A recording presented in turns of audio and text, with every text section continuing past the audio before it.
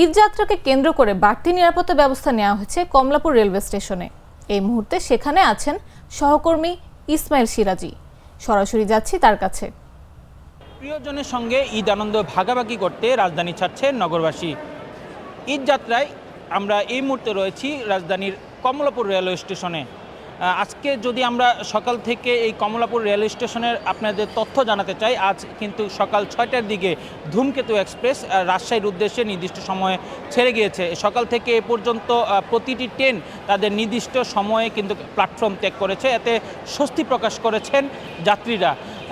প্রতিবারের মতো এবছরও কিন্তু এই ঈদকে কেন্দ্র করে 3 স্তরের নিরাপত্তা জোরদার করা হয়েছে কমলাপুরে।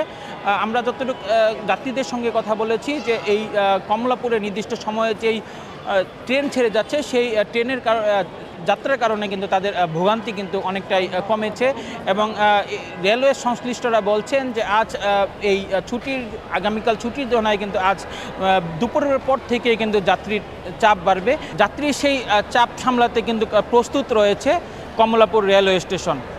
এই ছিল কমলাপুর রেলওয়ে স্টেশনের সর্বশেষ পরিস্থিতি।